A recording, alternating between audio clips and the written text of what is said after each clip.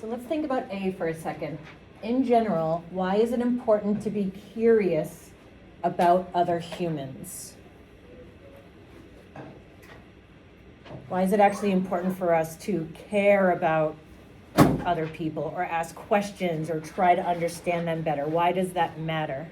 Ivy? Like you can learn something new about them, or if like they're struggling with something, you can help them get through it. Absolutely, that's beautiful. If they're struggling with something, especially with our characters here, with all the emotional stuff happening, you can be there to help them. Empathy, like we talked about in Unit 4, seems to kind of be coming back to that emotional intelligence stuff. But absolutely, yeah, you can understand someone better. Chase? You want to know?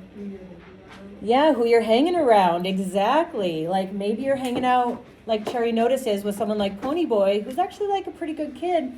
Or maybe Dally, who beats up little kids for no reason except for fun. Yeah, you want to know who your friends are and who you're hanging out with. So that curiosity helps you get to know them better. Yeah? It helps to make the conversation more interesting. Yes, it makes conversation way more interesting.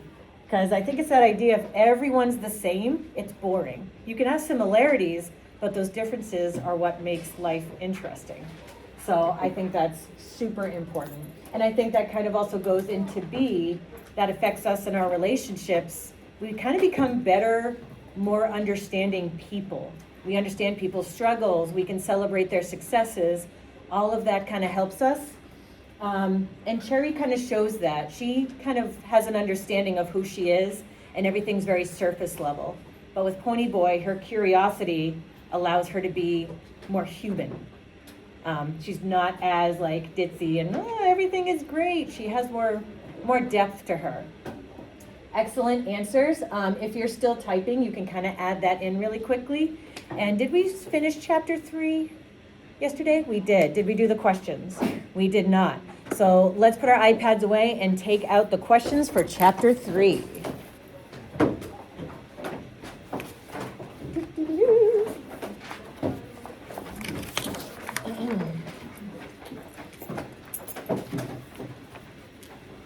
I think those were really excellent answers.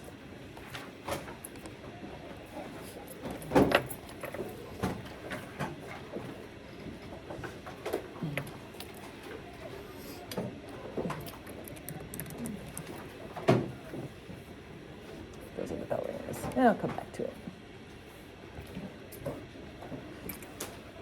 Let's switch this over. All right, chapter 3, starting with rat race for vocabulary section. Rat race is a perfect name for it, she said. We're always going and going and going, never asking where. It seems like we're always searching. What could rat race actually mean?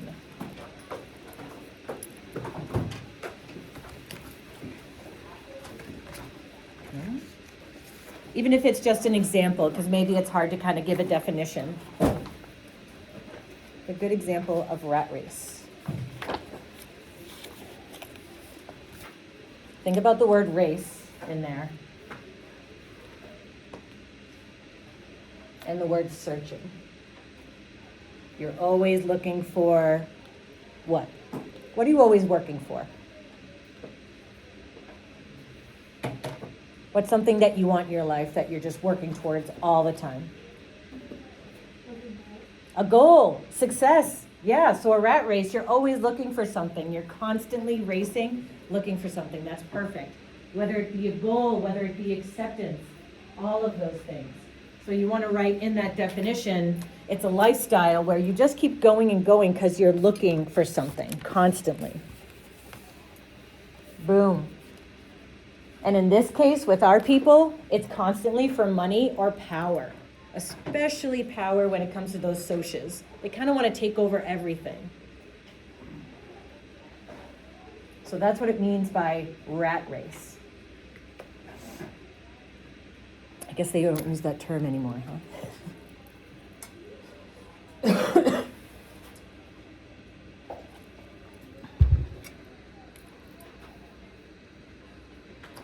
And the second phrase, the chips are always down.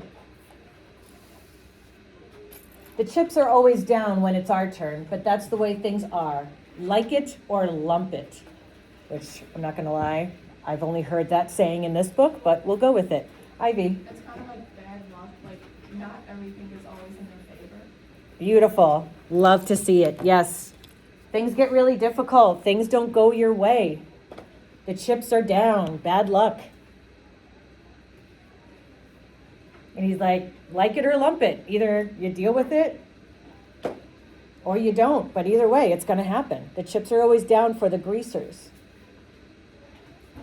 Excuse me.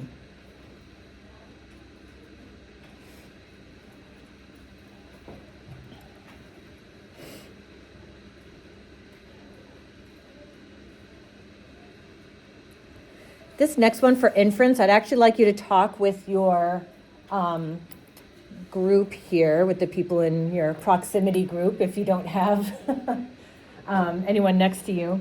So you're inferring, since they both, meaning Cherry and Ponyboy, see the same sunset, Ponyboy realizes his world and Cherry's world are not so different. Because remember, until now, they thought they were completely different. The Socias had everything they wanted. And that's not always the case. In what ways is this true, that they are alike?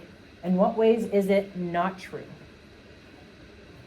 So again, since they both see the same sunset, Ponyboy realizes that his world and Cherry's are not so different. In what ways are they not so different? They have similar things going on. In what ways is it different that they're not so similar? So speak with the people around you, either table partners or proximity partners, to answer that inference question. Go for it.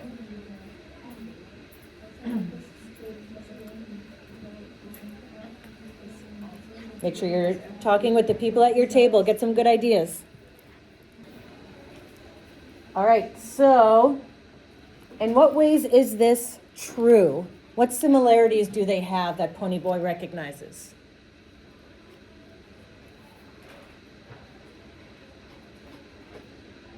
Ethan. They both have problems. Yeah, they all have struggles. Whether or not you're a higher social class, a lower social class, they have struggles. Money doesn't fix everything. Absolutely correct. But then in what ways are they still different? I feel like they have completely different lifestyles. Completely, yes. And she even says, or rather Ponyboy says, we feel too much. We have too much emotion. While the Socias kind of take everything at surface level. Yeah, I think that's fantastic. I have a bit of a longer answer, but as long as yours is pretty close, I think that's totally fine. I'm not expecting you to write this whole thing. So yeah, they both have troubles of their own, just like Ethan said. The Socias, money doesn't fix everything, and the Greasers, being mad at the world does no good. Just complaining and not doing anything about it, it doesn't do anything. You know what I mean? They do have struggles that they can vent about, but then if you don't do anything about it, it doesn't help. In some ways, it's not true. And this was kind of something I thought of. People with money sometimes get away with more because they're able to pay people off or do things that may not be super legal. And that's kind of the Socias. They look like they have money. They look like they're good people. So people judge them and say, oh, they're the good kids. When we know for real, that's not necessarily the case. And they may get away with more merely because of how they look or because of their social class. And then people make judgments, and we talked about this in the pre-reading. If you're of a lower class or less money, even though this is just a judgment and not necessarily true, they tend to be punished more severely in this case. So, and Ponyboy and Johnny say that. And poor Johnny. Oh. All right. How about finding the correct evidence here? Ponyboy says that it's not just money, but rather feelings that separate the two classes. Find a piece of evidence and describe whether or not this is a fair statement.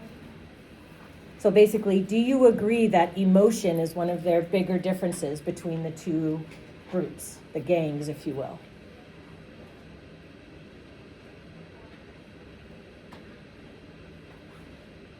Because she says, did you ever hear of having more than you wanted? You couldn't want anything else and started looking for something else to want. It seems like we're always searching for something to satisfy us, but never finding it. Maybe if we could lose our cool, we would. And that was the truth. Socias were always behind a wall of aloofness, meaning being away from something, careful not to let their real selves show through. And the socias fought coldly and practically and impersonally. That's why we're separated, I said. It's not money, it's feeling. You don't feel anything, and we feel too violently. Is that a fair statement? And I feel like this could go either way, as long as we have some good evidence to prove it. I'll give you a second to kind of look at that paragraph. Find that evidence. You don't have to write the evidence down, just your answer.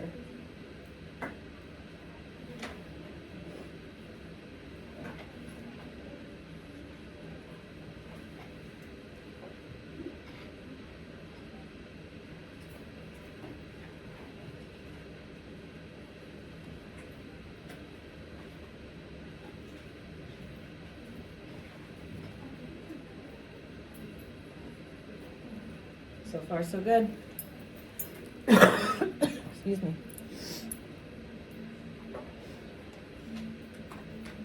Make sure to underline or highlight that evidence if you haven't.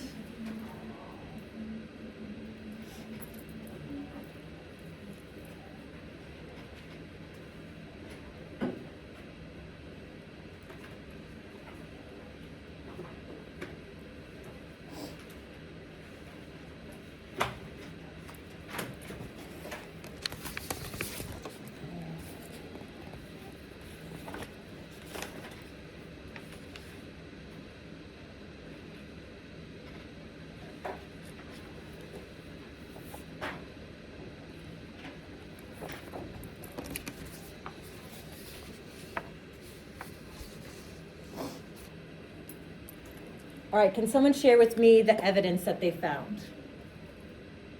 I know you have it because I saw that pretty much everyone had the correct evidence. Everyone's so silent and quiet. Is it the web?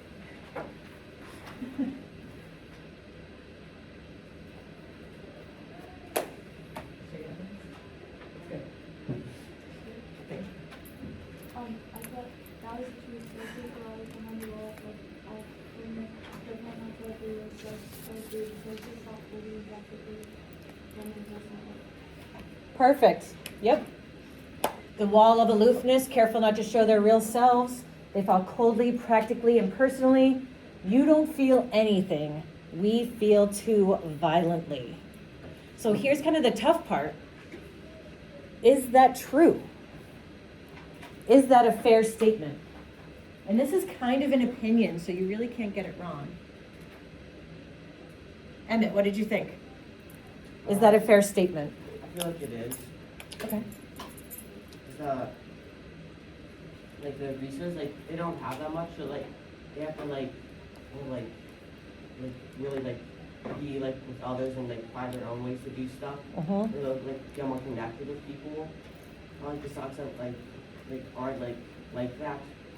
Yeah, that was beautiful. Yeah, the greasers have to like really work hard to be seen a particular way. They have each other, but from the outside, yeah, they have to work hard. So that makes sense. Did anyone disagree and say like, no, that's not a fair statement?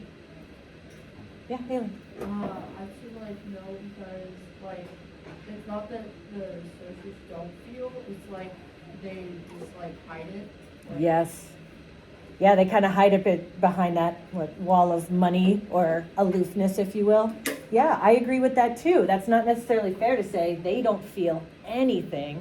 We know from Cherry that's not true, so I like that answer, yeah. I disagree because the social seem like all about the money. Whenever each family has their values and differences, everyone has their own feelings. Well done. Yes, exactly. Everyone has feelings. Everybody has struggles, no matter what. Everyone has baggage. You know what I mean? And Addie, did you have one? No. Same idea? Okay, yeah. So you could kind of go either way, and the answers were really good when I was walking around. So you could say it's fair, and I agree with that, but I also agree it's kind of unfair because, hey, Miss Pam, that's really all you did, huh? I love it. It's just the voting. And it's also kind of not a fair statement because the socias do have feelings. All right, flip that bad boy around.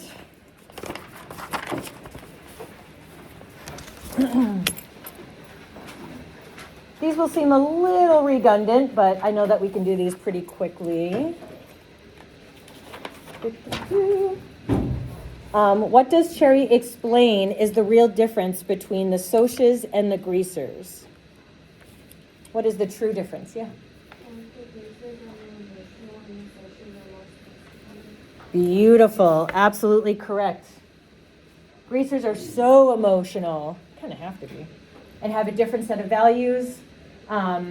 She says socials are sophisticated, exactly what you said, and don't really feel anything. Of course, we know as the reader that's not necessarily true. They have struggles and feelings. She also says they're kind of fake, which again, she's kind of really going into this idea of like they're so surface level. She's not real with her own friends and family, but she is with Ponyboy, who, by the way, she also says is quite dreamy. Just saying. Perfect. What is foreshadowed by the last paragraph in the chapter? And you have that page number there if you kind of forgot. What is being foreshadowed? And you don't have to be super specific either.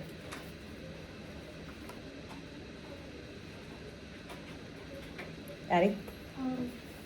Ponyboy says that he'll keep things get better, and then he said that he was wrong about that, so he meant, Excellent. Yeah, things got to get better. They couldn't get worse. I was wrong. Dun, dun, dun. You can almost add that like little song into it. We know something bad is going to happen. Because remember, he's kind of speaking about something that's already happened. I think we talked about that, Ms. Peel. Yeah. So we can infer something not so good is going to happen. We don't know what yet, which is why I was like, we can't be super specific. But we're not going to see much positivity right now. It just doesn't sound good.